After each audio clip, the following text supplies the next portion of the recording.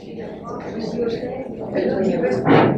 good evening everyone. Respected our speaker, Mr. Ian Baker, our chairperson, Dr. Kaveri Kilji, ladies and gentlemen, and my dear friends. Now, I'm Tenzin Doma, program coordinator of Tibet House, and I feel privileged to extend my warm welcome to all gathered here to our 30th Padmapani lecture on the geography of the paradise, hidden lands in Tibetan myth and history. Annual Padmapani lecture is one of the important academic events of Tibet House.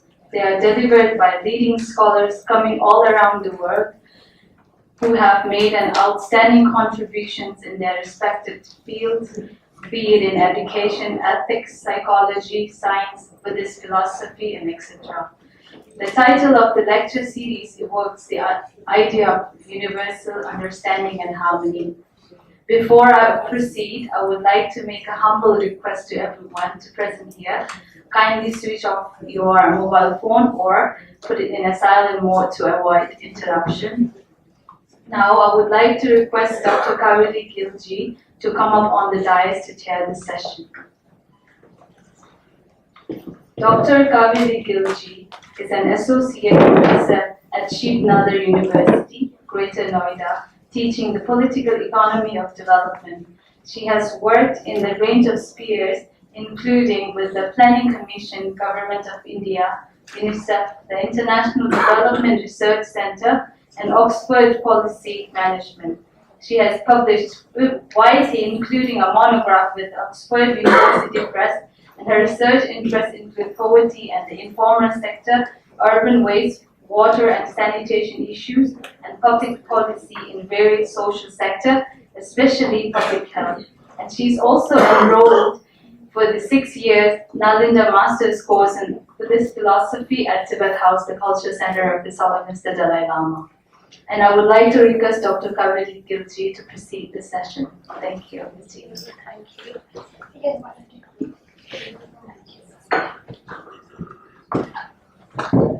Thank you, Tenzin Domala. So welcome to everybody. On behalf of Tibet House, Venerable Geshe Dorji Damdola, our director, it's a real pleasure to invite to have Dr. Ian Baker with us today.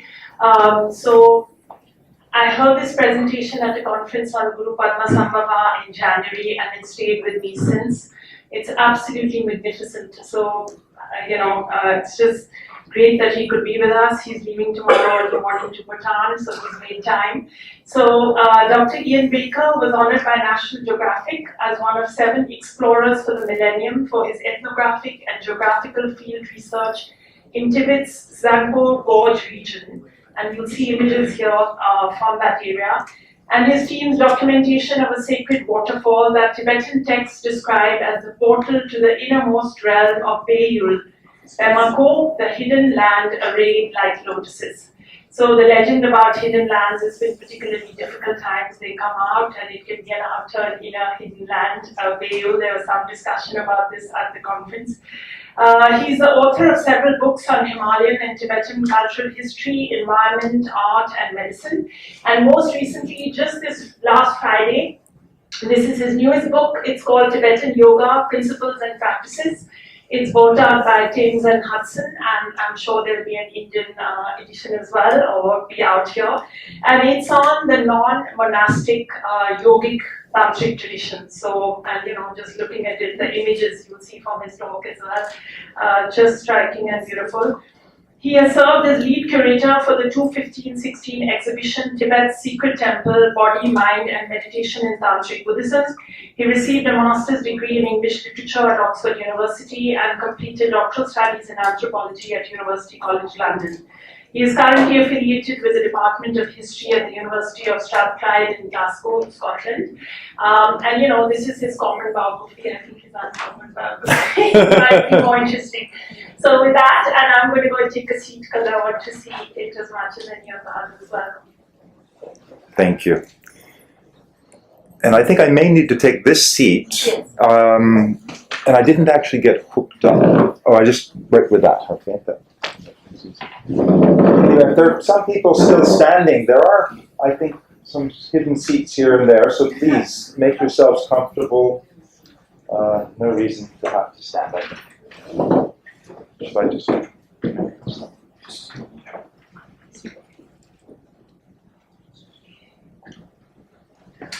Great. So thank you for the very kind introductions and for coming today. I know it's a work day and early in the evening, so I feel very honored that all of you came this evening. And as Dr. Q said, I'm leaving very early tomorrow morning for Bhutan, and was fortunately to be able to make this stop in Delhi to share some of these images and accounts of the Tibetan tradition of Beyu, literally hidden lands, and what they refer to as a kind of earthly paradise. So I'm told I have about an hour to speak, which I'll do, and very, very happy to take any number of questions within reason afterwards. So what we can do, maybe we should have the lights a bit dimmer, if we could.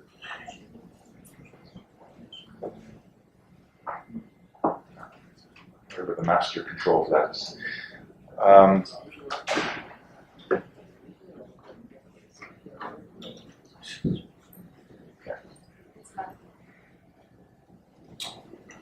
Sort of what we can turn out all the lights in the back. Yeah. Well, yeah. Is that okay for everyone? Yeah. Okay. Good. So, I wanted to start out with a quote from Simon Sharma, who wrote a book called Landscape and Memory. He says, "There have always been two kinds of Arcadia, shaggy and smooth, dark and light, a place of bucolic leisure and a place of primitive panic, the idyllic as well as the wild." So this really speaks to the essence of what the Tibetan tradition of hidden lands refers to. And as Dakini mentioned, there's levels of hidden lands. They're considered outer, inner, secret hidden lands. And the outer ones refer to those in which we commonly see in the landscape. The inner ones refer to places that kind of a dimension of those same landscapes that one would go to on pilgrimage, specifically for Buddhist practice. And the secret idea of the hidden lands is it opens where the elements of the pilgrim come into kind of a mystic resonance with the landscape itself, and a new state of consciousness emerges. So then Yangsan Pemako, or the Innermost Secret Pemako, is a place where there's no longer really duality between the outer and the inner. So as you'll see as we move through the stories of the hidden lands, how these play out in practice.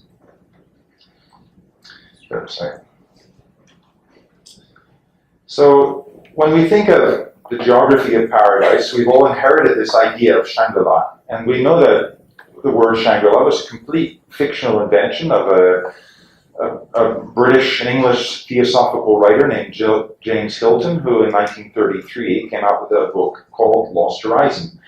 And then 4 years later, in 1937, it was adapted by Frank Capra into a very, very successful film in 1937, between the First and the Second World Wars, right at the middle of the Great Depression in America. So this idea of a hidden paradise on earth was extremely resonant for people during this really great period of crisis in the trajectory of Western civilization. Between the wars, in the middle of the Great Economic Depression. It had already been the first book when Frank Capra presented it to Columbia Pictures. He said it had just come out in paperback, and he said the idea of Shangri-La, which is when he pitched the film, holds a mirror up to the thoughts of every human being on the planet.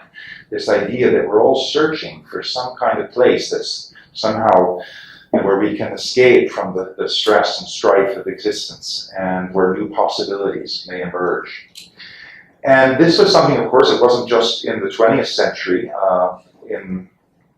during this crisis in Western civilization, really global culture, but it was also something that was recognized in the Vatican, of all places, when the Catholic Church had heard rumors of a lost kind of remnant of the lost world of Eden somewhere east of the Himalayas, and they deputed Jesuits to go out and search of what they hoped would be this lost kingdom of Prester John that they envisioned as being somehow a lost trace of Eden on the planet. You can see this early etching on the right with this map with saying Tibet, and this really derives from that period when already this land north of the Himalayas was seen as the possible repository of an earthly paradise.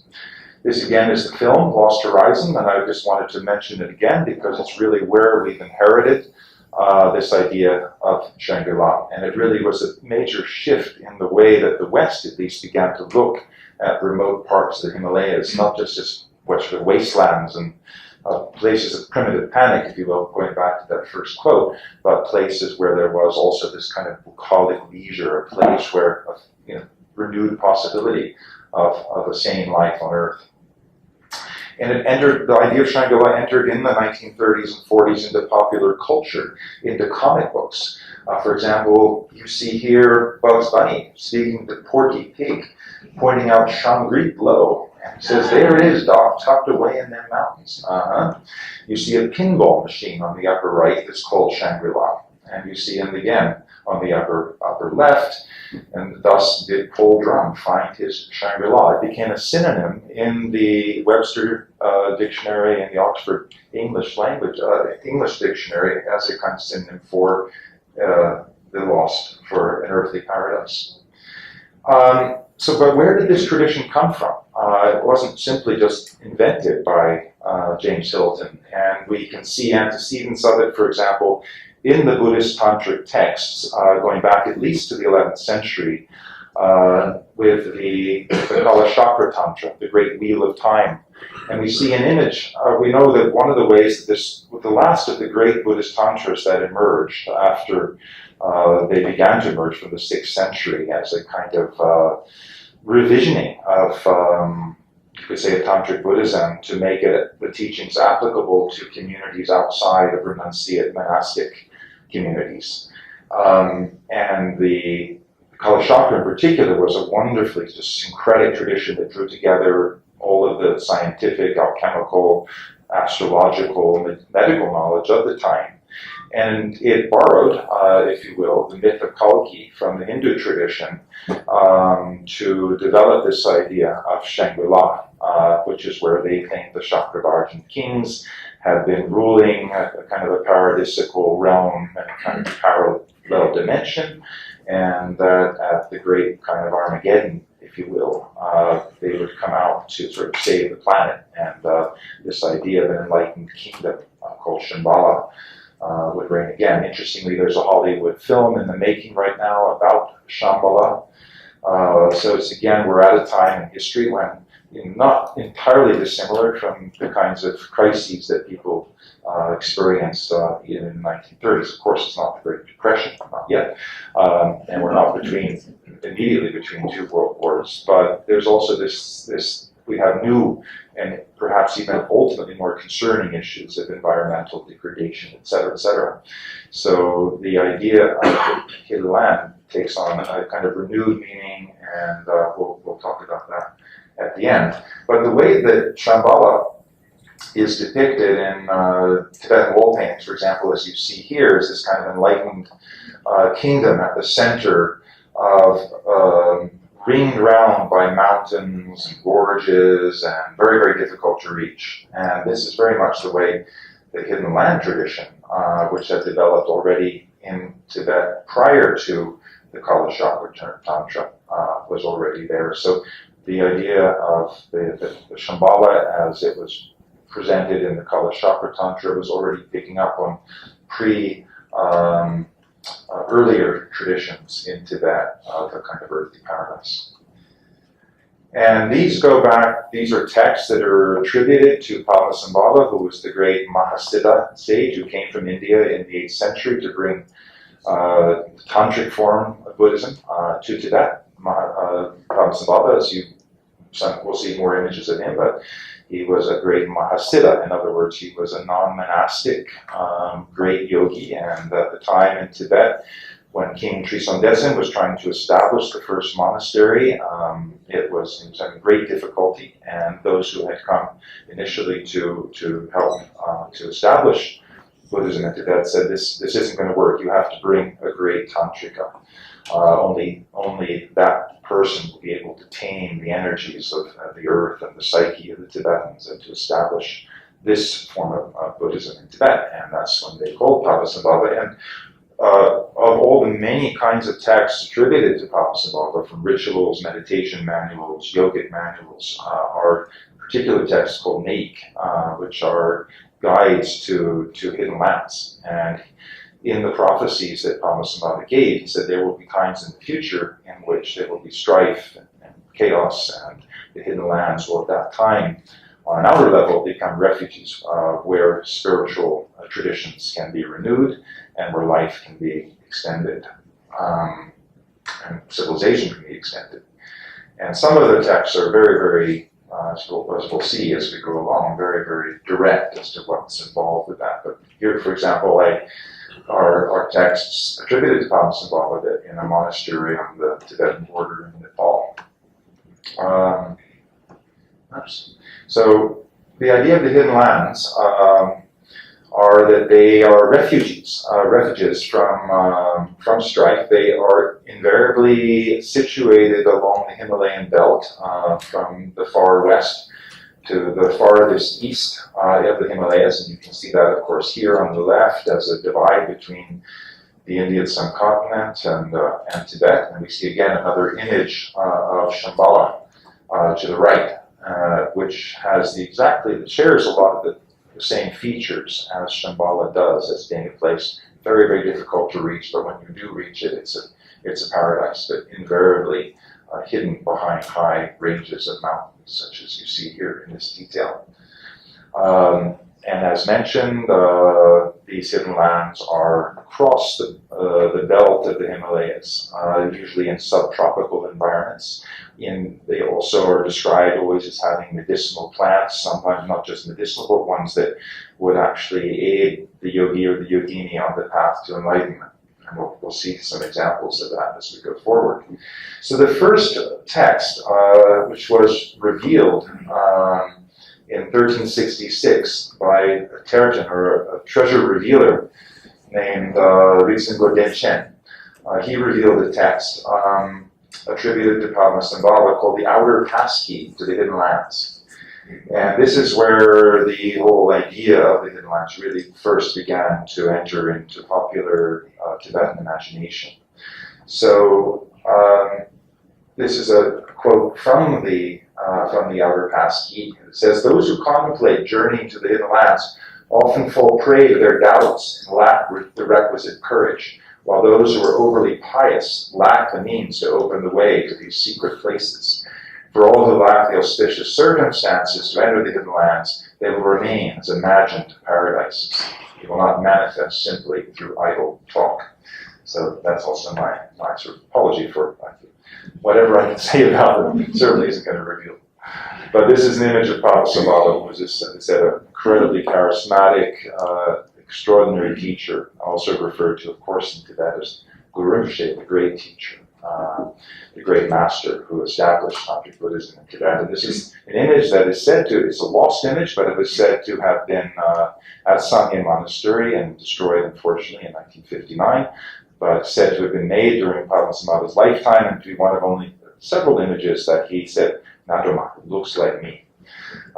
So we have no better accounts of that as being someone who had this kind of energy and power.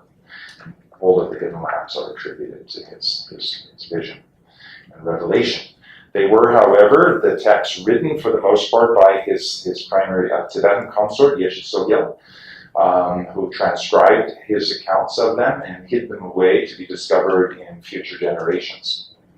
Padmasambhava himself took multiple forms, 8 in particular, and we see one on the right of Guru Jarak, the wrathful form of Padmasambhava that he took in Pemaka to tame the local spirits.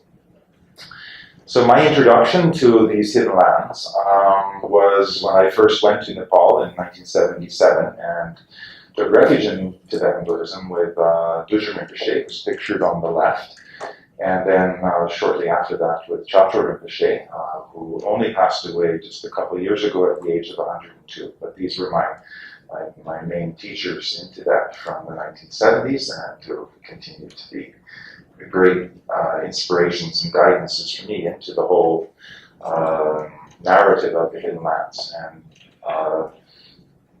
Rinpoche, particularly on the left, was actually born in the hidden land of Pemaka, which will be the major subject of this talk. And it was those early accounts that I learned about in the late 70s that inspired me on this journey.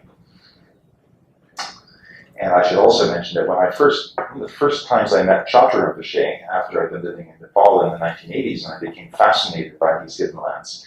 And I went to him and I asked, I said, Rinpoche, can you please tell me what are hidden lands, about the hidden land story? He just looked at me. It's the early 80s, and he said, can you spend a month alone? And I said, yes, Rinpoche, but what's that have to do? He goes, when you have a month free, come up, see me up in Yomo in the mountains, and I'll send you to a hidden land, and then spend a month there alone, and yet you'll know for yourself. You won't have to ask me what is a hidden land. So that was sort of my back door, as it were, into Buddhism in the mid-1980s. And I went up, presented myself, and he sent me off to a cave with a little bag of roasted barley flour, and amazing things happened. I came back in a month, and he became my teacher after that, but it was also literally my induction into the world of the Dayu of the Hidden Lands. Many other great masters over in Tibet have been sought out the coordinates of these hidden lands based upon the texts that were transcribed, for the most part, by Yeshe Tsogyal, as I mentioned. And as you can see, they are, for the most part, all associated with the Nyingma, the order of the ancient ones in Tibet, which was originally a non-monastic, non-celibate tradition of householder or ascetic yogins, male and female, as you see here, some of the great masters of this tradition. And the hidden lands themselves were, as I also mentioned, along in deep valleys within the Himalayas. Here we see one, for example, for which there are particular texts called Kimalung, the hidden land of joy or happiness. And to enter into that realm, there are a series of these entry stupas that have gates in them, such as the one on the left. And then, as you can see in the upper right, you come in literally to a mountain valley that's completely, you just drop down and down and down into kind of a subtropical world. And you can see behind, that's Mount Manaslu, going up to almost 27,000 feet. So they are extraordinarily hidden on a very literal geographical level.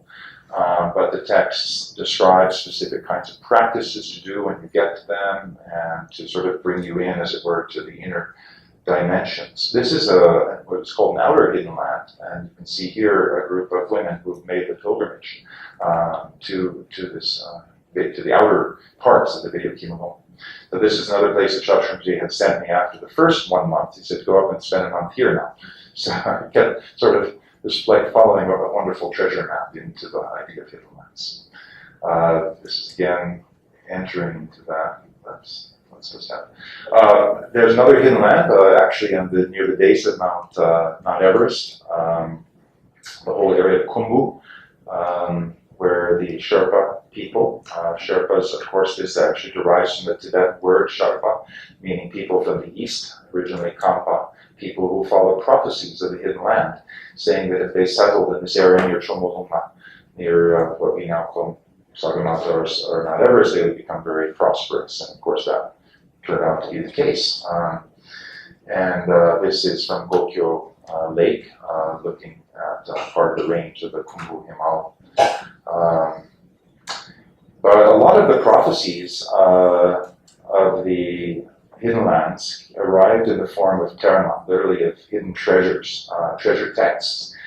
And this place that you're seeing here is called Terdron, literally the trove of treasure texts. And this is the place where Yeshe Tsogyal, who was a Tibetan princess, who became the consort of Padmapani when he came to Tibet in the 8th century.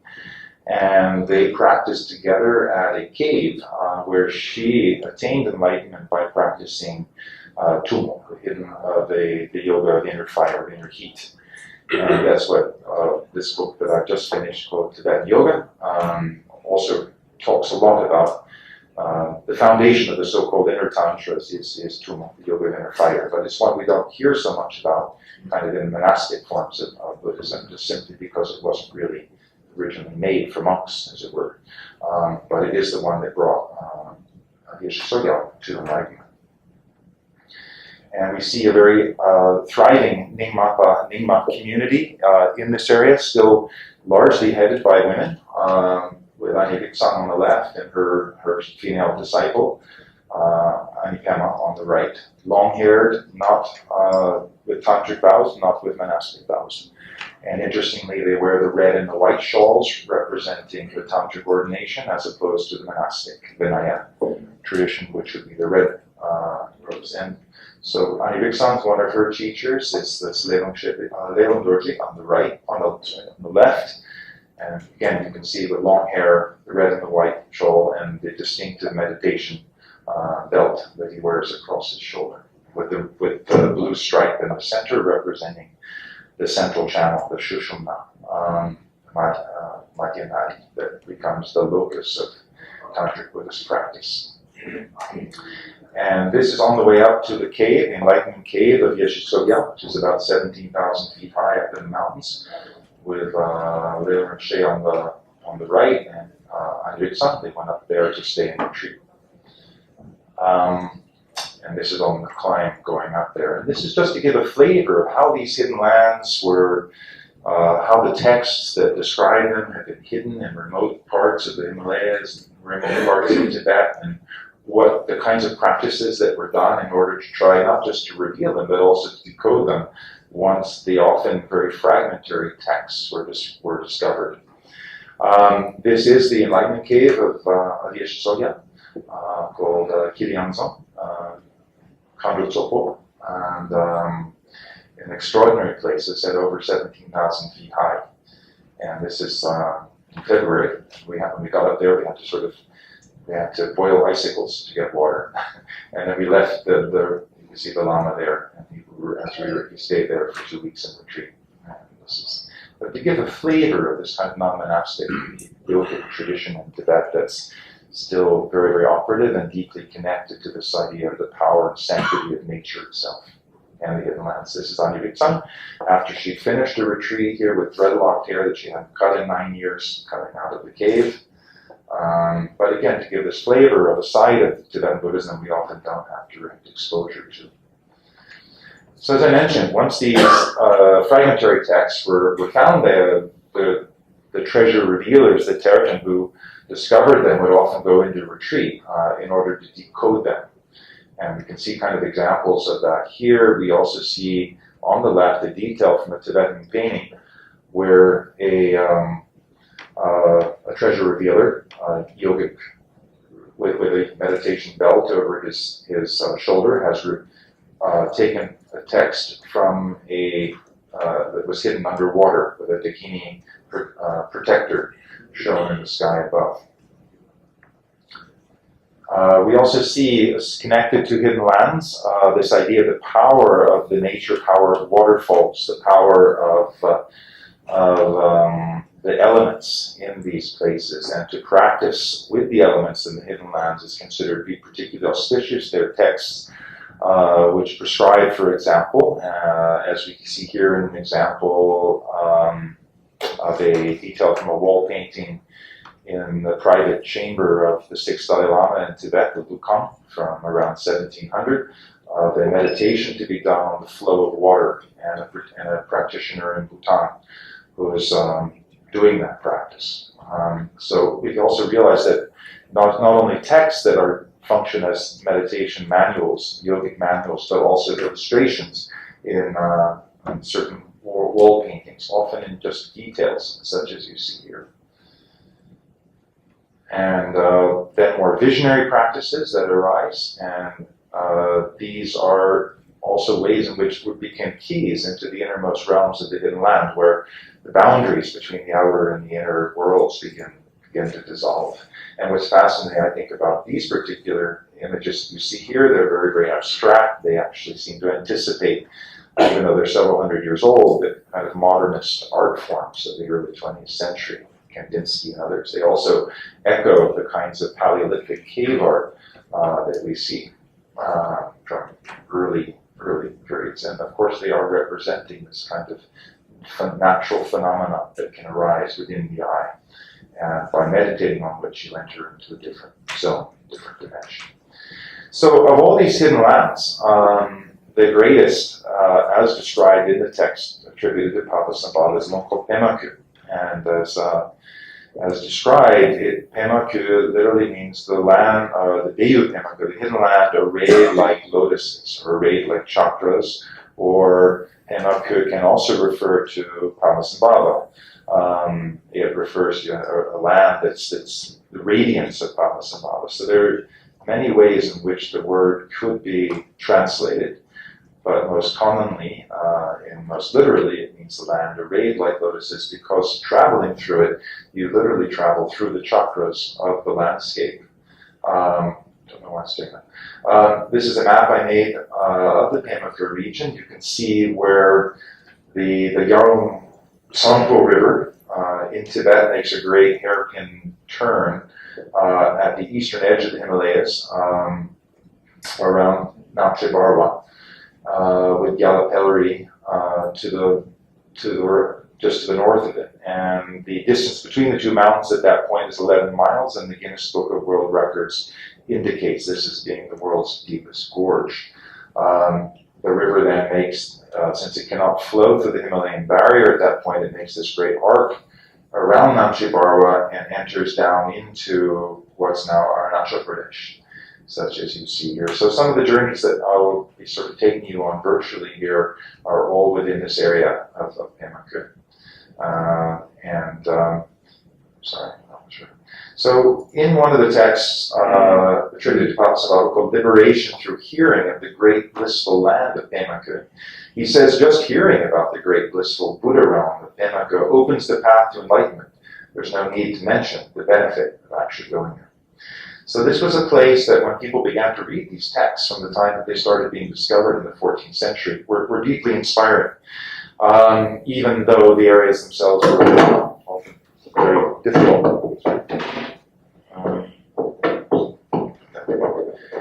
The very interesting thing about Pemaku is it's described as the terrestrial body of the goddess Dorjipomo, Vajrabharahi, a form of Vajrayogini.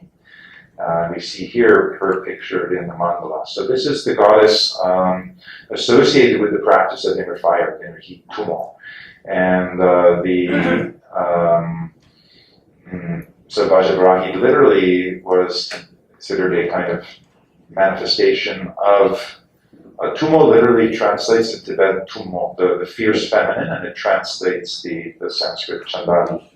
So Chandali was the goddess of inner fire, which yogis and yoginis meditated in order to shift into a different state of consciousness, to burn all of the karmic obscurations that veil the dimension of enlightenment. And for example, the peak of Gyalapelri that I mentioned is held to represent Dorjipomo's, which also literally means the diamond sow's head. And if you take a look at the top of the summit of the mountain, you can see in this detail that this residual sow's snout on the right of the deity Dorjipomo's head somehow is echoed by the summit of Gyalapelri itself. So in the text, Gyalapelri represents the northern apex, if you will, of Pemaku, and it also represents the head of Dorjipomo. And the texts also say that all women who live in Pemaku are all emanations of Dakini, so these kind of extraordinary women. And if you have pure vision, that they will also guide you into the hidden land. So it's sort of a magical realm. And we see here a depiction of a dancing Dakini on the left and a manifest one on the right. The texts also describe how as you go through the hidden land of Pemaka, you travel literally from the crown chakra down through the throat, through the heart, through the navel, and go through a symbolic rebirth in the womb of Dojapamo, Vajrayoghi. And we see here on a meditation manual a depiction of Vajrayoghi again with the diamond saddle pictured coming out from the side of her head. But what's fascinating about this 11th century diagram here is that we see elements of both indigenous Bun symbolism, the swastika and the bow in the pelvic cradle, representing this compressed energy that then shot up through the central channel. We also see classic Tantric Buddhist imagery, but we also see, and the only depiction I'm aware of in the Tibetan tradition of this golden serpent representing the rising of the Kundalini, this so-called serpent power from the pelvic cradle. So it just shows how this tradition of Tantric Yoga really was a very syncretic tradition from the very beginning, bringing together elements of Buddhism and Shaivism and other indigenous traditions. And all of this was very much tied in with the idea of hidden lands as a place where one could go to make these practices more effective. So this is the showing the river, the Tsangpa River as it's beginning to flow south from Gallipoli, pictured in the upper right. Here at the great apex of the Tsangpo Gorge was the so-called Great Bend, and the river on the left going now due south towards the border of India. But you can also see that it's a very different part of Tibet. Really subtropical. Like that. And in that sense, for pilgrims who travel down into this region, completely unlike anything else they've ever seen. This is the text describe the heart chakra of Dorjapamo, Vajrayoghi, as being at this mountain, the very summit of which is now hidden in clouds, but it's anvil-like summit called Kundur de Sempotron, the old gathering palace of Vajrasattva. And you see a yogini practitioner standing on the promontory doing a particular meditation, standing meditation there. And then as you enter down towards the navel and the womb of Dorjapamo, which is now across the border in Arunachal Pradesh, you can see areas that have been settled in these very, very kind of lush, almost subtropical forests. So a complete range in Pemaka from the Arctic environment of these high Himalayan peaks to these deep valleys in Arunachal Pradesh. And here we see the tribal women from the Adi tribe who live in these lower parts of Pemaka. So Urgen Dorjijana described Pemaka so there was also the secondary literature that developed around the hidden lands. So in the 19th century, as the lower parts of Pemaka began to be opened, he wrote a poem saying, "Aho, the secret land of Pemaka, pure realm for the Buddhas of past, present, and future. Just thinking of this place, I become joyful. Crystal glaciers adorn the sky, rain falls like nectar from the gods, and rainbows fill the valleys. Walled round by snow peaks, cliffs, and jungle, this hidden land of Padmapani is a place where fortunate beings can find enlightenment." And again, it's this is the sort of extraordinary sense that Pemaka began to have from the time that the texts describing it were first discovered right up until 1959 in the Tibetan diaspora. And this is just to show a satellite image of the area that you saw on the earlier map, the Great Bend of the Tsangpo, and the distance between Gallipoli at almost 24,000 feet and Nanjibarwa at over 25,000 feet. making it the deepest one soul of the mathematics of it are done. It's not deep, it's not like a Grand Canyon, but it's but with 11 miles only between the summits of the two peaks, and it goes down to 5,000 feet at the bottom of the river in between, makes this vertical drop almost 20,000 feet, which is extraordinary. And you can see here how incredibly convoluted this eastern edge of the Himalayan range is. This is one of the peaks of the Nachibara Massif that you see, and then this is in between is a ridge coming down off of Yalapilri. So the Tsangpo River is on the other side of that ridge, the base of the glaciers coming down off of Nachibara. Then it snakes around and it comes up again to the right, all the way to the right of this image, and then begins its descent down into Assam, Himachal Pradesh. So you can just see how incredibly tangled it is. So this area was not only fascinating for the Tibetans, who envisioned a kind of terrestrial paradise there, but it had become a great mystery during the period of colonialism in India, when there was great emphasis trying to determine what the source was for the Brahmaputra River in Assam, because it wasn't known. And without going into all the stories, there were many, and I'm sure a lot of you were aware, expeditions mounted, sort of surveyor spies, the great story of Kim, for example. Rudyard Kipling begins to evoke that. But none of them were able, finally, to resolve the issue of the link between the Tsangpo River and the Brahmaputra. And that was left in 1924 to an expedition by Frank Kingdon Ward, you see here on the left, and Lord Corder, Jack Corder, who at 24 went with him to solve the so-called riddle of the Tsangpo Gorges. And you can see them here, Frank Kingdon Ward in sort of local garb, and Jack Corder in his boots, looking a little out of place from his castle in the Scottish Highlands where he was normally based. But fascinating journals that he left, which are also going to be coming out probably next year in translation in my book, The Heart of the World, which describes these expeditions. I quote quite extensively from them, but they are, as a whole, an extraordinary set of journals. So this is the kind of terrain that one enters into, and that Frank Kingdon Ward and Lord Corder entered into to try to resolve this issue. And in his book, based upon their expedition in 1925, he said, not only is Pamuk extraordinarily difficult to reach from any direction, it is still more difficult to penetrate and explore when reached. Surrounded on three sides by the gorges of the Tsangpo, the fourth is blocked by mighty ranges of snow mountains, whose passes are only open for a few months in the year.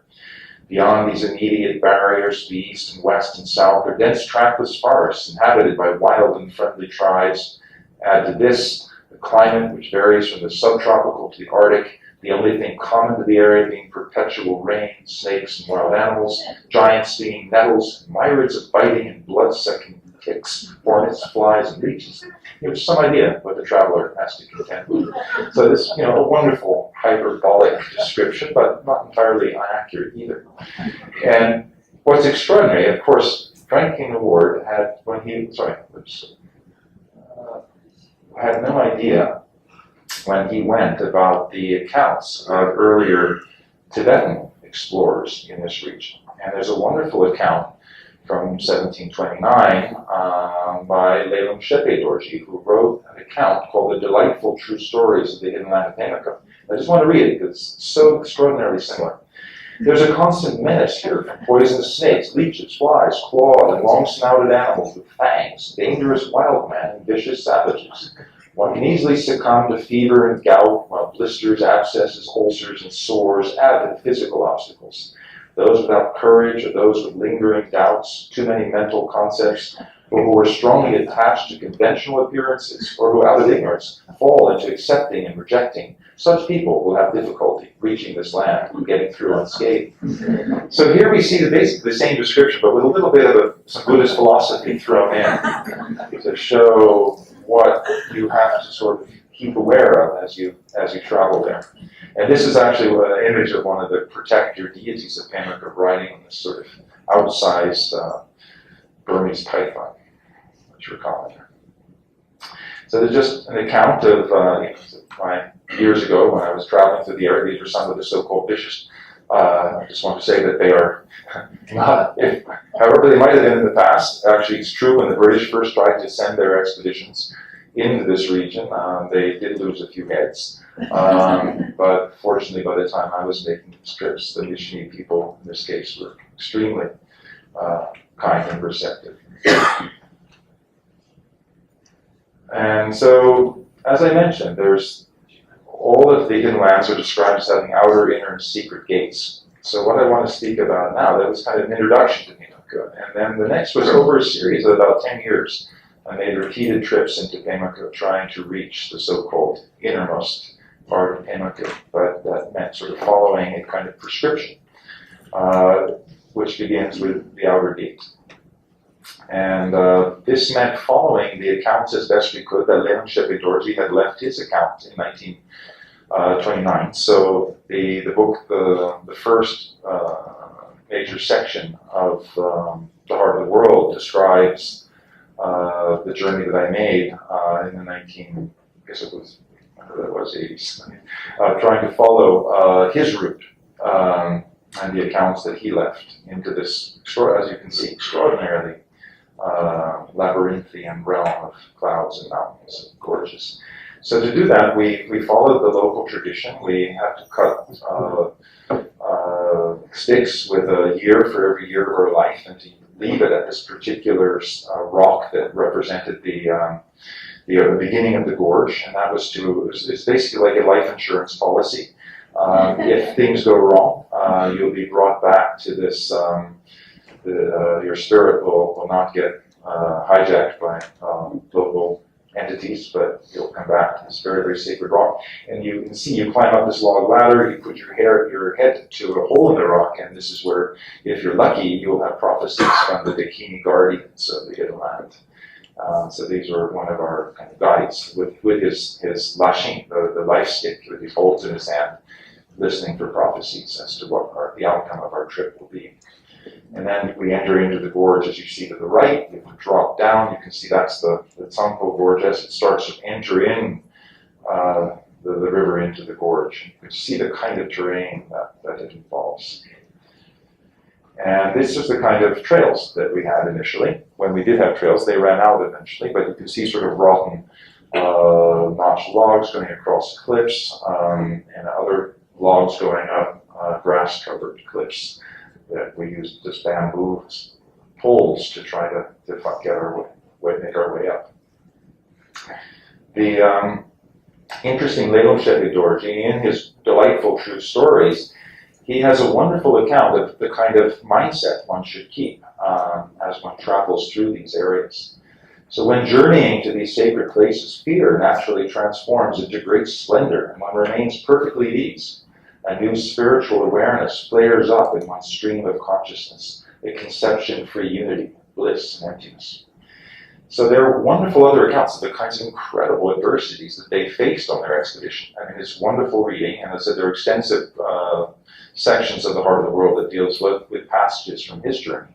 But I love some of these ways in which, when the hardships arose, the kind of mindset that you try to set for yourself to move through those. And those were deeply inspiring for us as we confronted difficulties of our own, such as closing a trail completely, none of our guides had ever been that far in, reaching rivers like this that we had to make bridges to get across, having run out of food. Some wonderful adventures that definitely give that opportunity to find new inner resources. We were eventually discovered by a lone hunter, as you can see here, and brought back through the forest, an incredible landscape of wild medicinal plants, Himalayan pit vipers, wild mushrooms, extraordinary world that we found our way into, and we weren't able to get into the so-called gateway into Yangsang Pamukka, Innermost Secret Pamukka on that trip, but we were brought after about 2.5 days to this first village that was on the lower Tsangpo gorge after the Great Bend, which we had unfortunately had to miss entirely because they said there was no way in there.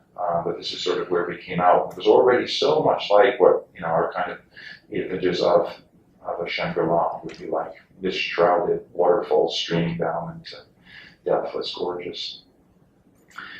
And as you can see here, the kind of just bucolic world that we entered, wild banana trees, local tribal peoples, children, bathing naked under waterfalls completely. It was like a Gauguin's, like kind of Tahitian paradise more than anything that I'd ever seen in Tibet before. So this just captured my imagination. As we traveled out of Pimlico on that first time, we, again, remote monasteries such as this one here, where ancient traditions were still being kept alive. And this sort of communion with the natural world that was everywhere in evidence, from pet monkeys to wild bison to children dressed in the skins of coral. And as we left, again, the abbot of one of the monasteries where we stayed, and it's a long story we should go into, but this is the farthest point on the right that the British had succeeded in sending anyone at the end of the 19th century prior to King Ward's journey. And we reached that point, and as you can see, it was pretty hard going to go any further at that point. And therefore, on that first trip, we were able to cross back out over a snow-covered pass into Tibet proper. And that led to the next expedition, to the how were we going to get into this area that was supposed to be the doorway to the hidden paradise. So that involved going through the inner gate. And the advice that we had from there was from Bakatupu Rinpoche, revered Tibetan Lama, who described that to enter into the innermost secret Pema, you have to go first to the heart of the goddess, Kundra Sembachong, the sacred mountain. So this, as you can see on the map, a detail from the map, is at the very bottom of the map. Kundra Sembachong is probably right on the border with, or the line of control between India and China. A complete sort of no man's land. But all we had really was his descriptions of how to get there. Since his monastery, Baka Monastery, you can see on the upper right of the map in the Pomia region. And he had traveled there when he was in his teenage years before he left Tibet. Going over the Dashingla Pass, out of Tibet proper, into over snow-covered passes, going over raging torrents, so bringing the whole expedition across on the cable over the river, as you see here, over passes. We were traveling with a Lama from Eastern Tibet, and he's hidden behind, and this is his attendant carrying some of his load through jungles, over passes, an extraordinary landscape, and then through this infamous bog called the Bogs of Adratan. The bogs in the shape of an Ah, which is the syllable Ah, which was like a Jurassic marsh at about 10,000 feet high. Extraordinary place. You can see part of our team on the far left of the image. And we were still trying to find this mountain. We've been out and finally got a view of it. This is about 10 days into our journey through this wilderness. And it's exactly as Bhagavatam had described. The peak on the far right, surrounded by 8 lakes. So those of you familiar with Tantric Buddhist mandalas, this is the Kagye, the mandala of the Kagye deities that surround the lake. And technically you should go down to each lake and perform a ritual before you go and approach the mountain directly. But as soon as we saw this, then suddenly the mists came back in, and we couldn't find our way down. But we did get to the main spirit lake at the base of Kundra Sembachong itself. And the text that we had is called The Guide to the Heart Center, the all-gathering palace that liberates upon seeing. And the text says, whoever washes and drinks from this lake can purify lifetimes of karmic defilements and pacify the obstacles and disturbances of this life. So the texts become a completely different kind of guide into a landscape and into a way of seeing, a way of relating to one's environment, completely different from how one would normally. Sorry about the formatting there, but what the guide to the heart center says is for fortunate beings will perceive the deities directly. Others will hear their voices. Ordinary beings will see only earth and rock. But this is the deity of Vajrasattva, that those who would be fortunate enough would actually see arising as conflated with the landscape. This was Kawatuku, the Lama who which we traveled, and this was the slab of rock where, according to him, the key. This whole journey was about finding the key into the innermost secret hidden land. And the whole chapter of the book, Heart of the World, is devoted to the nature of this key and to the search for the key. But what was extraordinary is that this was the heart center of the goddess, and after we left, several more days, we're traveling down through this terrestrial body of the goddess to the first inhabited place that we'd seen in several weeks, and that was this temple called Rinzhipong, which is in the navel of the goddess. And as you can see here, it is like a navel in the landscape. And what was extraordinary is coming out of the forest, where we hadn't seen anybody, there was a double rainbow. One rainbow went right to as it were, literally to the door of the temple, and another one went over it. And we just sort of sat there mesmerized by this. And then we saw this figure down by those prayer flags on the far left who was walking in our direction. We just sat there. We had no idea, how to account for this strange meteorological event. But he came right up to us with this huge copper bowl filled with chung, a kind of fermented brew that they made from their own barley fields. And we sort of said, where are you going? He said, well, the only time a rainbow comes directly to the temple is when somebody's arriving. So came up, it looks like, where's the Lama? Who were you people?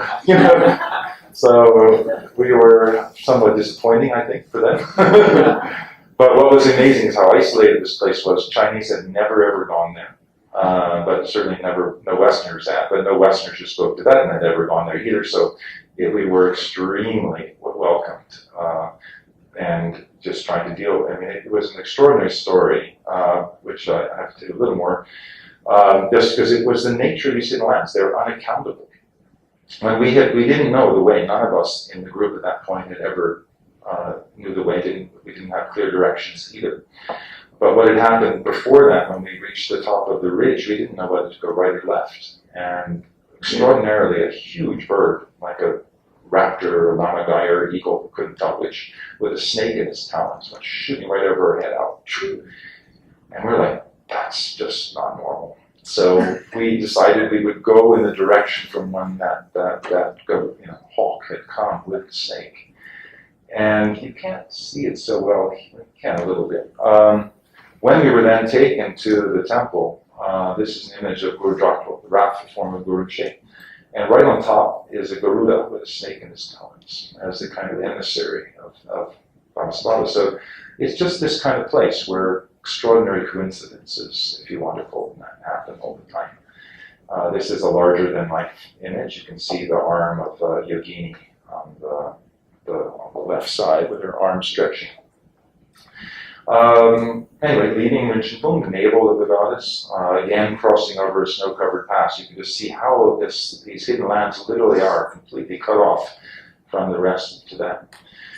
So we didn't find the key in any kind of literal way, or a way that we understood it to be. But nonetheless, the next part of the passage to enter into the innermost Pemaka was the secret gate. The part that was still a mystery was this section between A and B on the map that Kingdom Ward and Lord Potter had made in 1925 after their expedition. They reached a point on the Tsangpo River, and they took this photograph of a place they called Rainbow Falls. And they said that after that, there was absolutely no way they could have traveled any deeper into the gorge. We, at this point, knew that from local accounts, this extraordinary animal, unique to the eastern Himalayas, called the Dakini, was supposed to guide people into the hidden lands. What was also quite unique for us is that from Google Maps, this hidden section of the gorge, if you look at it, looks exactly like the head of the Dakini, which again, sort of a wonderful kind of coincidence. But in any case, just the way things sort of seem to work there. So on this expedition, we come to the last of the villages called Sachu, with Nachibaro behind. These, by the way, the pictures are extremely unrepresentative. These are over many, many years. And like one glimpse of Nachibaro will happen out of days and months of perpetual rain. So this gives you a kind of slightly illusory illusion of what the place might actually be like. But local traditions, it's still an extraordinary place where water is collected in hollow bamboo. This child on the right looking rather suspicious of our intentions as his mother gathers water. Again, the great bend of the Sampo, this is where that village is located. So here we want to enter into this unknown part of the gorge, which according to the text as we understood them is where this great waterfall lies that the British were looking for, the King of Ward and Lokor were looking for, but as I knew from the early accounts to the Royal Geographical Society in London, was supposed to conceal a waterfall leading into a hidden paradise. So to do that, we decided, okay, if these extraordinary explorers could not do it in the early 20th century, we would have to bring better equipment. So we have, as you see, ropes. We're going on Tyrolean traverse across the Tsampo Gorge at this point to try to get into an area by which we could enter into those areas that King and Ward and Lord Corder were not able to do in their tweeds and etc. in 1925. We also had caving ladders, so we were able to go down these sheer, slick cliffs, rappelling down. We got into another section of the Sampo that I'm sure no one had ever been into. But our local porters, there was no way they wanted to come down with us. We had one night out with kind of freeze-dried food until we decided this isn't going to work. So we come back. We have to find another solution. I went year after, and we did a ritual, a churd ritual to appease any spirits of that part of the gorge, which had been the furthest point that anyone had ever gone into before we returned. And then we went back out, tried to go further down the Sampo. This is year after year, about over 10 years ago, 10 expeditions. And talking with local headmen, local lama on the right. The local lama on the right sort of broke the spell because we'd seen him in the past, and he said, no, absolutely, there's no way down to that part of the gorge, no one has ever gone, there is no way. And he said, well, do you have texts? And he said, yes, well, in 1959 when the Chinese came, at gunpoint, we were forced to throw them into the Sampo River. So even if there were clues in those texts don't exist anymore. We got back to that village, and he was very quiet this time. He said, he'd heard that we'd gone to this mountain, Kundurjo Central. And he said, you've been coming year after year, and I've told you that there's no way into that inner part of the gorge, but now we know you're insiders, you're not outsiders, so we will tell you. And amazingly, he brought out this text, which is what you see him showing there, where it describes a series of waterfalls, and he describes one waterfall in particular that hides the tunnel going into the hidden land. And so there's a waterfall above it, below it, you take the middle one. And I said, well, have you gone down? And he says, no, we don't go down, because if you go prematurely without the right place, the right time, the right person, then the door can be blocked forever. I was like, well, why would we go? You shouldn't send us. This is like, anyway, it was a very extraordinary set of circumstances. As unbeknownst to us, when we started our expedition, there was a Chinese expedition that was trying to go all the way through the Sampo Gorge. They had been stranded further up the river because they had also run out of food, and their local porters were, in a certain sense, trying to block them, as we found out later, and were not compliant. And there was a kind of extraordinary things going on upriver, as we heard, because some people had come all the way to that village bringing back accounts of the Chinese. And it seems to just, in an extraordinary set of circumstances, that the locals had decided that it would be better for us farmers, who they decided were actually Buddhist, to go to this place before the Chinese somehow found their way to it. It was incredibly humbling on one hand, and on another level, it just extraordinary to be. As you'll see, very strange things would have happened because he sent us then with hunters. He said there's actually a trail going down towards where the waterfall is. So the trail turned out, as you can see on the right, we sort of holding on to tufts of grass going down slick rock slabs, sometimes going Batman style down vines on slopes on rock slabs, as you see here. And we got caught in incredible mists. And then at this point, the hunters hadn't gone further, and then suddenly in the mist, they just said, look, this is not, this can't be right, this isn't good. But then suddenly, 3 different circular rainbows appeared, ringed us, as you can see here, and on which our own body images were projected. And they went down and prostrated and went, babe, hidden land. And this is a hidden land. And it was like this incredible moment where you didn't know what was going to happen. It was as if meteorologically there was some communication happening. So we thought this might be it. We just have to return. But then what was amazing is that, suddenly all the mist cleared. And we could see down to the bottom of that. This is where you saw an image of the Takin's horns, the hidden part of the gorge. They had never seen down there before. They said it's always perpetual rain here. It's always covered in clouds and mist. So it opened like this, which was amazing. So they took that as a very good sign that we should all proceed. So we tried to proceed, but as you can see, finding just cliffed out on many, many occasions, could not reach to the river. But finally we saw the upriver. We reached the point, we went upriver again, found rainbow falls that King of Wardenlow Quarter has seen from upriver in 1924. And we could see around the bend on the right, an area that seemed to be this incredible roar, where the water narrowed. You can see the cliff on the other side. So we tried to get down there, again using ropes, rappelling down beside the waterfall at the end, trying to find where is this tunnel that the Lama had described as from the reading from the text. Many texts and accounts describe tunnels behind waterfalls as being gateways into hidden lands, as depicted in this particular painting on the right. But so finally we were able to get down to the river, and if you can see on the right, there's, it's kind of hidden. If I had a pointer, I'd show it to you, but there's, just opposite from that promontory, there's an oval-shaped gate, and the waterfall is hidden behind that promontory, incredible, like slick like glass. Maybe this shows it better. So here you can see. So we're trying to hit, that's the oval door. And it's behind the waterfall, but in a different way than we had anticipated, because the waterfall's hidden behind that small figure to the left, and absolutely no way to get over to it. But this was said to be the gate through the throat of Dorje Palm into the hidden land, to connect to her womb. Here's a close-up of it with a telephoto of looking from across the river.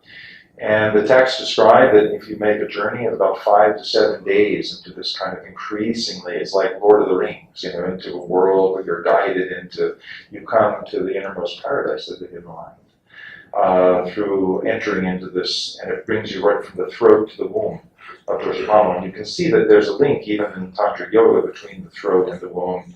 That's the images here of the triangle at the throat, the center, and at the womb. So an extraordinary world of possibilities opens in this landscape. So this is the Yamsang Demaka, the innermost secret world, where the waterfall itself becomes kind of the gateway into another way of seeing.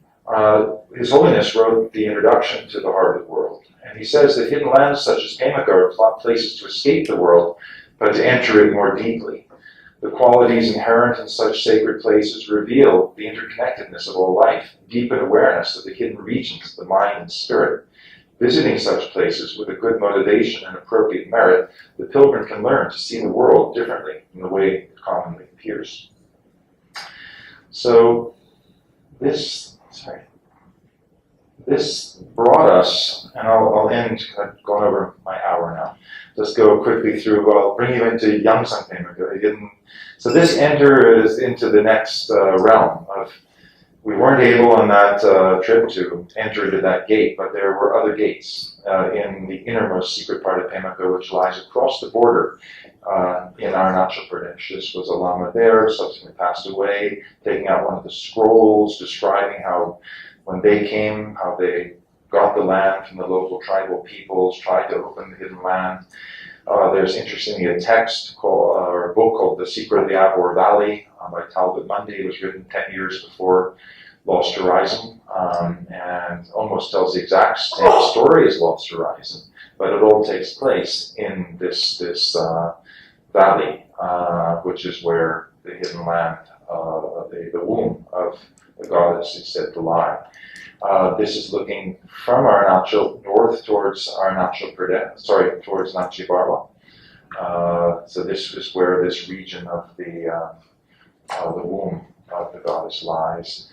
This is the Brahmaputra as Siam, as it's coming across the border out of Tibet into Arunachal Pradesh. So you have a completely different landscape here to get into this area. We originally took our jeeps up on barges up the Brahmaputra and part of the Siam. Footbridges going into jungles, a very, very different kind of landscape and peoples. Abor, or Agi, obviously, what they're called, Abor was different. An extraordinary region. There's a book written by the wildlife biologist George Schaller called Tigers of Pemaka, and he says that Pemaka, first, certainly they are on the Arunachal Pradesh, has the greatest density left of Royal Bengal tiger left anywhere on the planet.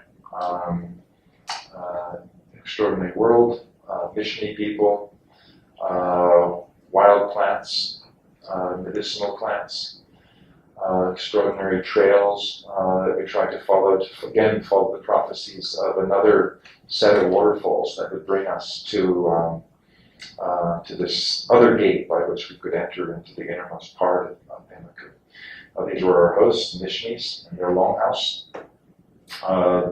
Different rituals they would perform on our behalf to open the gate into the hidden land.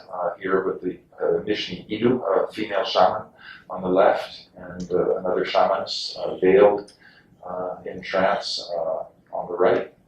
Another Mishni shaman here.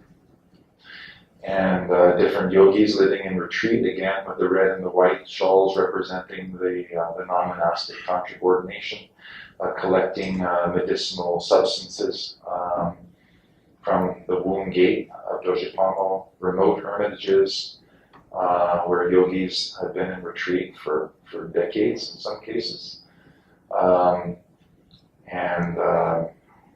and paintings on the walls and tankas showing these kind of yogic exercises that would bring one. You can see on the upper left, for example, the sort of moving through the rocks, representing the sort of supernatural capacities that arise. We were searching. I was traveling with a Bhutanese plant collector, as you can see on the left, who was prophesied by his teacher Tragawa Rinpoche that he would find these so-called 5 mystical plants that were described by Padmapani in one of his prophecies that these would be plants that could be used to reach enlightenment, and contending with pit vipers and extraordinary plants that you see on the right, and the upper reaches of the so-called Yamsang River and holy peaks at the headwaters. Just going to go through these quickly. But it just represents a still hidden world. There are these 3 mountain ranges, but the door into the innermost secret land still remains hidden. This is the Dhanakosha Lake, considered to be the representation, for those of you familiar with the story of Padmapani. And amazingly, when we camped there the next morning, again, a rainbow sort of just appeared right at the end of our little campground. and one of the Ali people from this hidden land. I mean, really a paradisical world. But as Paul Sokla Shenhua wrote in his Treasury of Discourses and Tantras, then all relative appearances are only the pure and impure deluded appearances of mind. How is it possible to express or to conceive of their existence or their non-existence? And that, I would say, is sort of the final word on the nature of the innermost hidden lands. Thank you very much.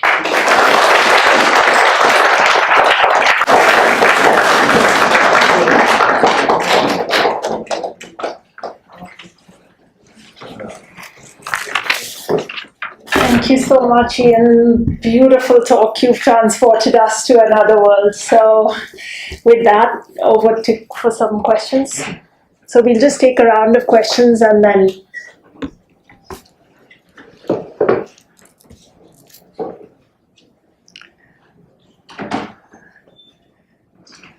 Any questions at all? Yes. Yes. Now, these journeys into hidden lands, these journeys into hidden lands, are they mythical, imaginative, or are they real? I think they're all of those things, certainly. I would hate to think that reality was deprived of myth and imagination. Then we would all really have to find a solution.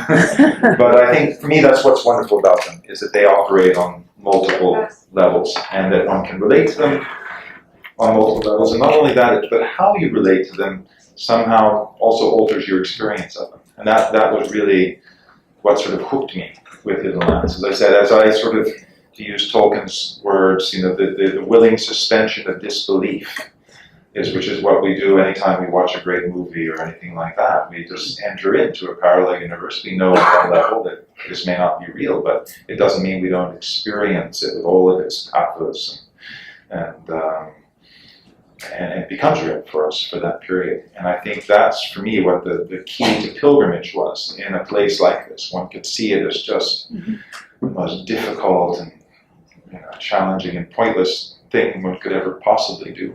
Or you could get hooked by the power of myth to enlarge our sense of what reality offers to us. And just to continue, in our real lives, also we try to discover a world which does not exist.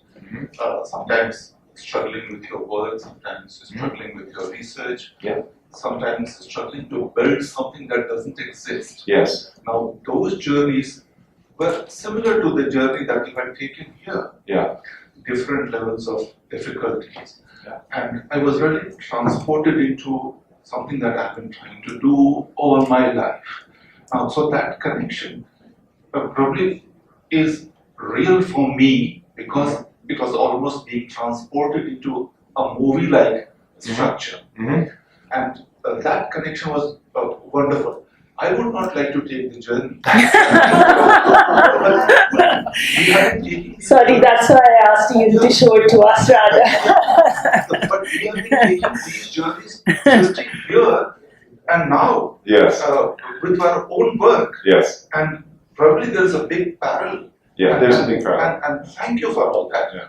And I would like to read more about it. Kindly guide me. Well, I would say, the book that I wrote it's called The Heart of the World, A Journey to Tibet's Lost Paradise. If you just Google my name on Amazon, you can find it that way. It's going to be republished in next year also by Thames and Hudson with color photographs. But it has a lot of these in black and white at the moment. But that would be the best way to begin, to read the book. It has very extensive accounts of a lot of the things that I speak about. But just to go to your key point, which I think is that do things exist or do they not exist? I think when we give things the benefit of the doubt, it's a creative process and we bring them to birth. So just believing in certain things, we begin to make things real through the creative imagination. And I think this is, to me, part of the beauty, not just of hidden lands, but of love and anything that we fall in love with, we bring it to life.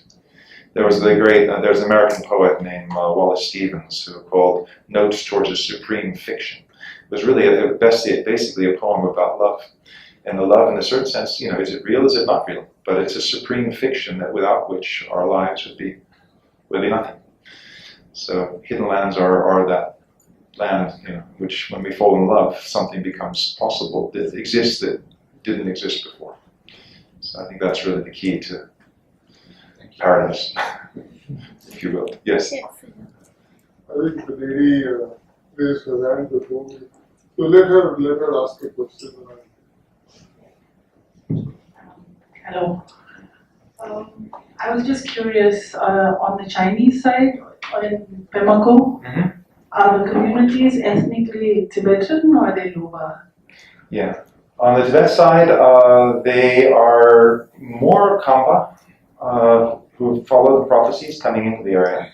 They refer to themselves as Bemakupa, but in reality, they are, in some cases, Kampas from East Tibet who followed prophecies coming from the early 20th century.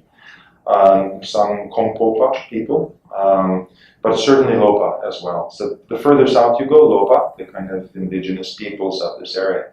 And in Tibetans call it, there are two general tribes from the area, the Adi and the Mishni.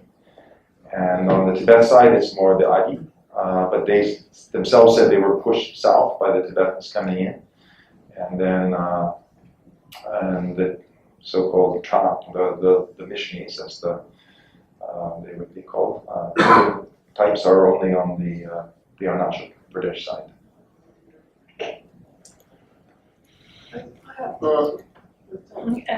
And then, so, yeah, please. How would you compare this with the roaring expeditions, which were more in the west? Yeah. And I know this area because I've traveled a lot in the Arunachal area myself.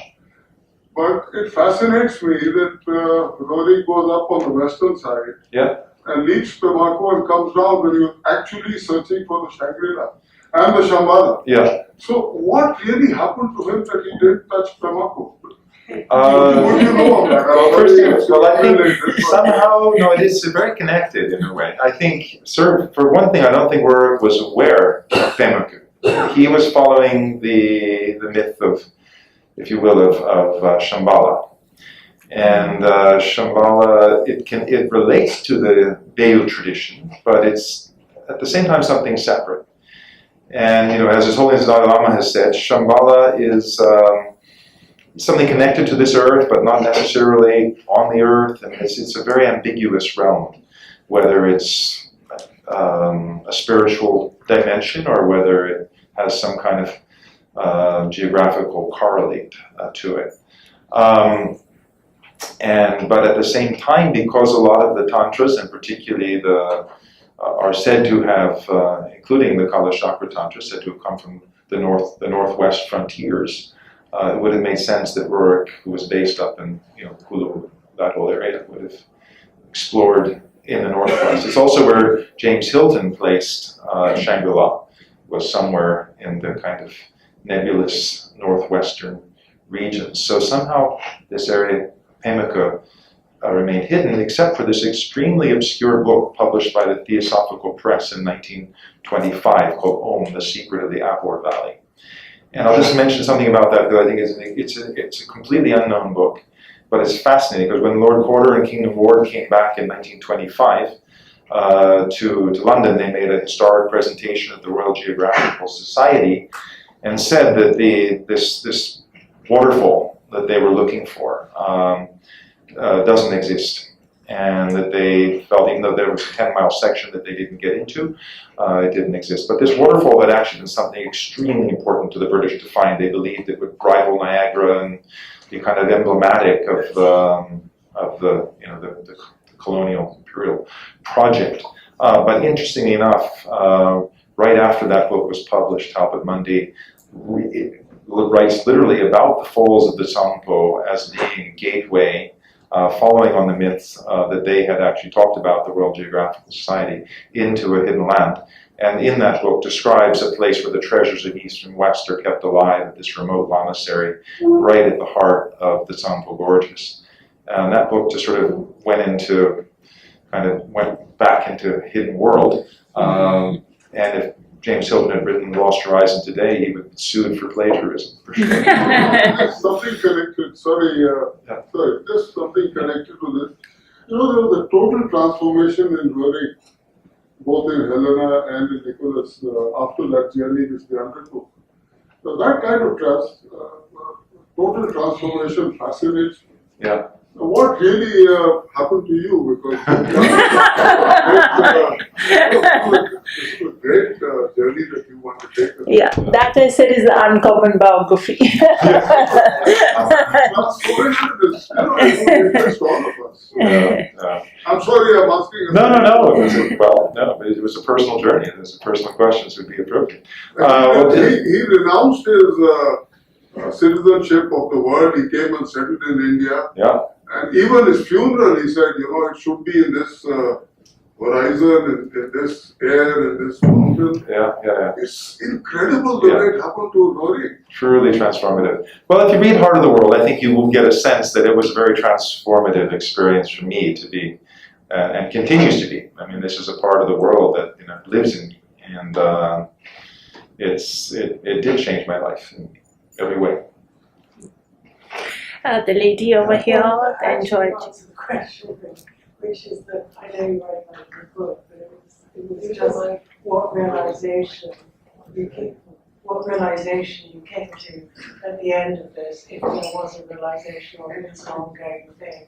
And I know you write about it in the book. It's really. It's hard to summarize, let's just say. But no, I appreciate the question, and if I could put it into some set of key aphorisms, I would. But I'm maybe perhaps still working on that. Thinking how, it's simply that the world is far more unaccountable than we imagine it to be, and that everything we experience, everything that happens is truly, in the most deepest and profound way, connected to us. I mean, there's no escape from it. It's just outer, inner, secret are all mutually interpenetrating, and that's something that profoundly lived through in Pemaka, and I think something that still lives through me and in me everywhere. Not a good answer, but that was my experience. I think Joyati had a hand up. Yeah. After that, Sharon. Yes, to go back to Rurik, he actually went from Yartan, Khotan, and places in the west. And he was, how is it that we have in our minds this idea of Shambhala being somewhere in the palmy, so-called palmy north of the Hindu Kush, Himalaya? And by the way, Rurik never went into Tibet. He wasn't allowed to go, He stopped at the Sedam, the salt basin. And he spent the whole winter there, everybody died. Yeah. Most of the people died, and he was never allowed into Tibet. So he would never have gone to the Yarlung Sampo either. Yeah. You said in earlier, why did one question is, why do we associate Shambhala with that whole Mount Meru, configuration in the palm?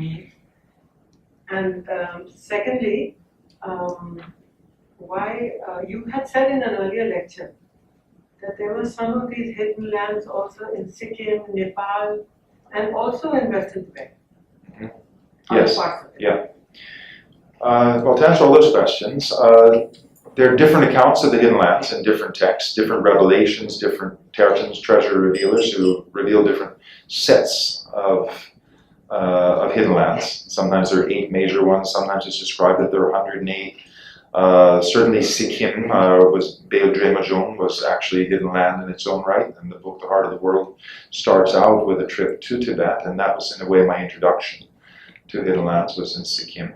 Certainly Bhutan has major hidden land, Kembajung. So they are spread across the Himalayas, and in a certain sense they're also not limited. I've talked, some lamas have said, well, just the ones that are described in text doesn't mean that that's all there are.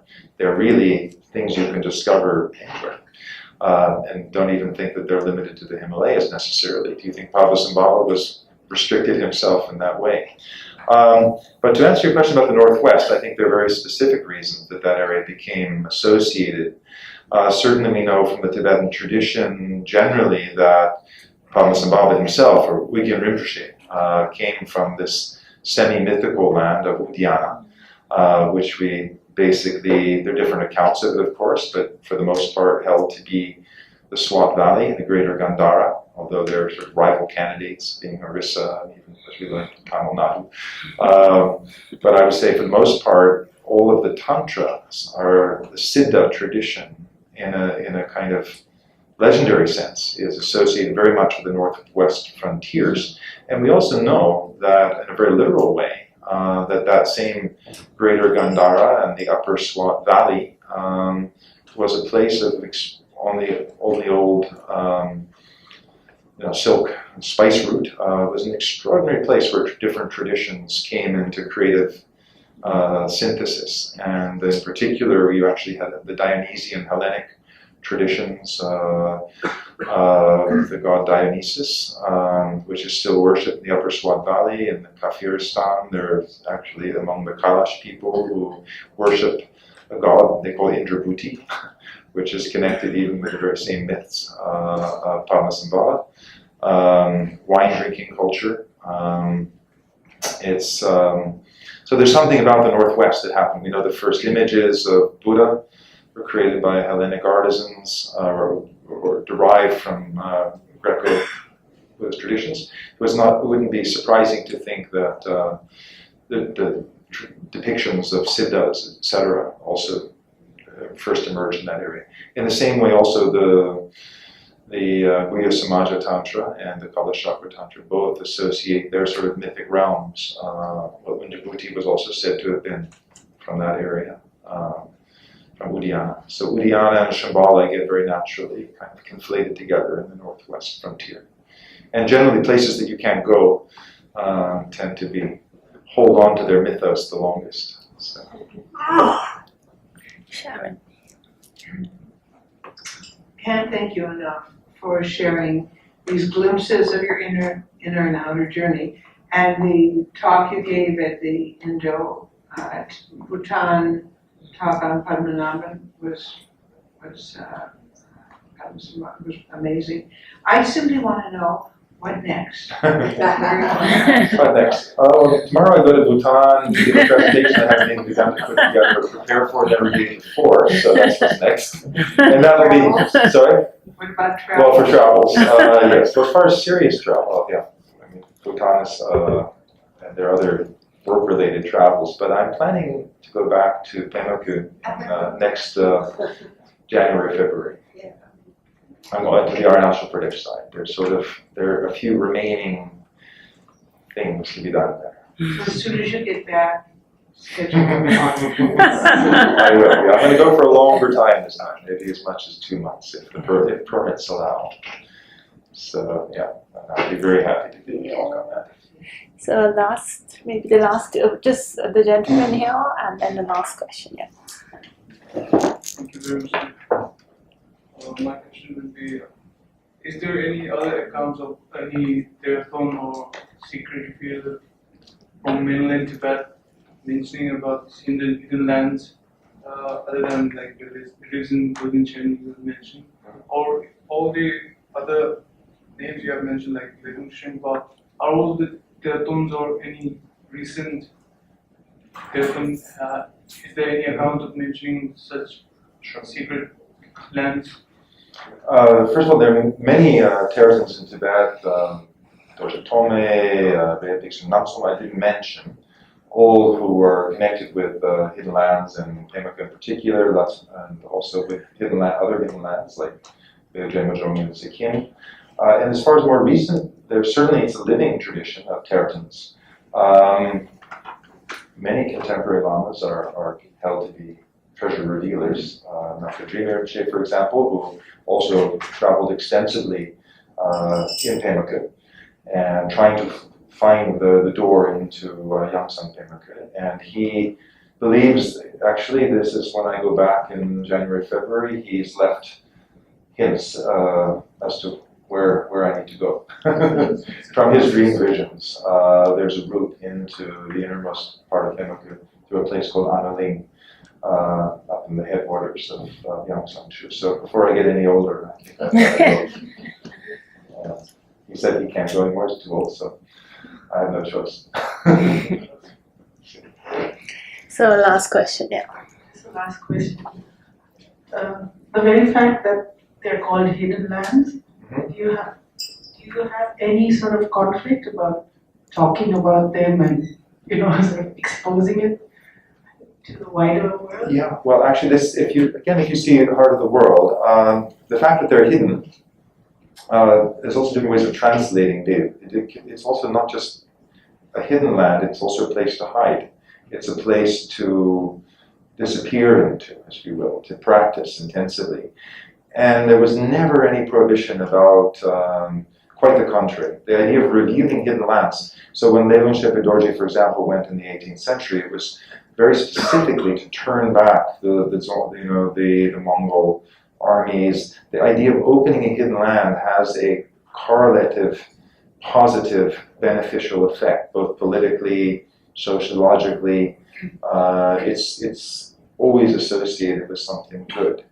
So the journey to go and open the hidden lands wasn't just to go to find some kind of sacred real estate where you could kind of hole up for a period of time and live on wild fruits and vegetables, but a place that, just simply by going to and bringing back the story, would have a renewing, rejuvenative effect on society as a whole. So there's no prescription against speaking about them. The only way one could argue that there would be, but I think they're self-protected. So for example, when that journey that I made in the Tibet side, which was sponsored by National Geographic Society and widely publicized, which I was somewhat conflicted about. But the positive thing was that because the Chinese were a bit affronted that we'd gotten there before them, they closed the place completely and never opened it again. So what could have become an ecological sort of, latest, Lonely Planet hotspot to travel, completely nobody can go there at all. So I think that's good. They end up becoming, protected from people like me.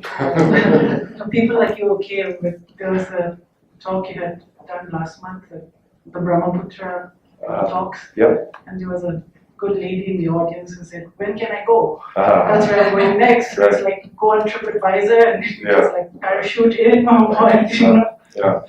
Well, they are in that sense self-protected because they also aren't easy, and for people, many people have asked if they can come on a trip and things like that.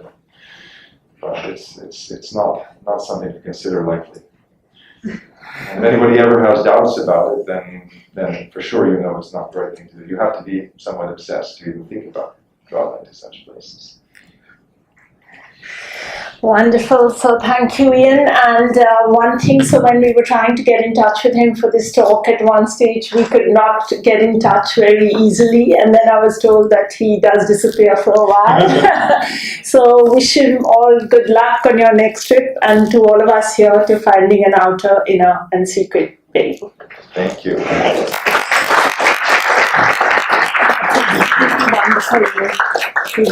Thank you so much for organizing this. Thank you very much for your enlightening talk. And on behalf of Tibet House, we would like to present a souvenir and a kata, a Tibetan scarf, to our speaker and the chairperson as a token of appreciation. Mr. Yen, please. Oops. I'll just once again.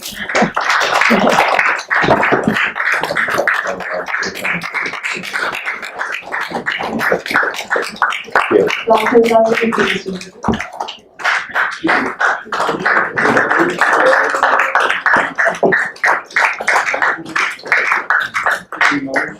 Thank you. Wonderful.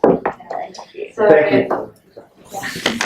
So with heartfelt gratitude, I thank all the audience for your valuable time, and with this valuable learning from you, this forum will continue to touch our lives in our way forward. And before we wind up our program, Tibet House organizes a different kind of conferences, seminar, and lecture on interdisciplinary topics. So for more information, please visit our website, www.tibethouse.in. Thank you and good night, everybody.